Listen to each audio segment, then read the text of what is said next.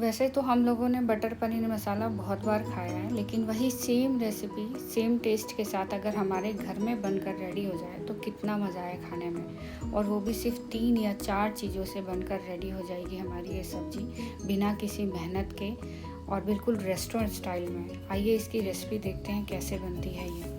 Hello दोस्तों, जय Shri Krishna. Welcome to रानी की चटपटी रसोई। इसके लिए मैंने एक पैन में तेल लिया है 1 चम्मच और उसमें बटर डाला है। तो बटर पनीर मसाला है तो बटर की क्वांटिटी तो थोड़ी होगी ही। उसके बाद मैंने इसमें एक तेज़पत्ता डाला है और एक प्याज बिल्कुल बारीक कटा हुआ डाल दिया है। ध्यान रहे कि जब भी हम बटर पनीर मसाला बनाएंगे, अगर प्याज आपने एक लिया है तो टमाटर 2 होने चाहिए, यानी टमाटर की क्वांटिटी हमेशा इससे ज़्यादा होनी चाहिए प्याज से। उसके बाद इसको हमें अच्छे से फ्राई करना है जब तक कि इसका कलर बिल्कुल डार्क गोल्डन ब्राउन ना हो जाए। इसको अच्छे से हमें भूनना है।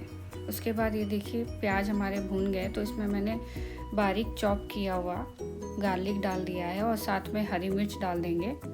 इसमें आप जिंजर गार्लिक का पेस्ट भी यूज़ कर सकते हैं, बट मैंने यहाँ पे लहसुन को ऐसे काट के डाला था।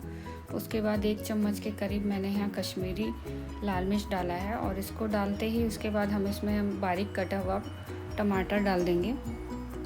अब टमाटर को हमें तब तक पकाना है जब तक ये प्रॉपर ना गल जाए। उसके बाद इसमें मैंने 1 चम्मच के करीब नमक डाला है। नमक आप ध्यान से डालें क्योंकि बटर में भी नमक होता है, तो उसी हिसाब से आप कम या ज़्यादा नमक अपने अकॉर्डिंग रखें। उसके बाद ये देखिए टमाटर को हमें अच्छे से पकाना है। ये देखिए टमाटर बहुत अच्छे से गल चुके हैं और तेल भी टमाटर में आ गया है, यानी ये प्रॉपर पक चुके हैं। अब इसमें मैंने थोड़ा सा गर्म पानी डालकर मसालों को और अच्छे से भुना है ताकि जो प्याज और टमाटर है अच्छे से पक जाएं। ये देखिए उसके बाद अब मैंने इसमें यहाँ पे पनीर डाल दिया है। पनीर को मैंने सिंपली ऐसे डाल दिया है। आप चाहें तो हल्का सा रोस्ट भी कर सकते हैं, बट बटर पनीर मसाला में ऐसे ही अच्छा लगता है पनीर। उसके बाद यहाँ पे खूब सारा मैंने धनिया डाल दिया है। धनिया को काट के अच्छे से, यहाँ पे धनिया मस्ट है, धनिया को भी डालना ज़रूरी है। थोड़ा सा मैंने और पानी यहाँ डाला है, देखिए। उसके बाद इसमें मैंने कस्तूरी मेथी को डाला है। 1 चम्मच के करीब यहाँ कस्तूरी मेथी डाला है और फ्रेश क्रीम 1 कटोरी के करीब। इसको प्रॉपर अच्छे से मिक्स कर दें और जैसे ही हम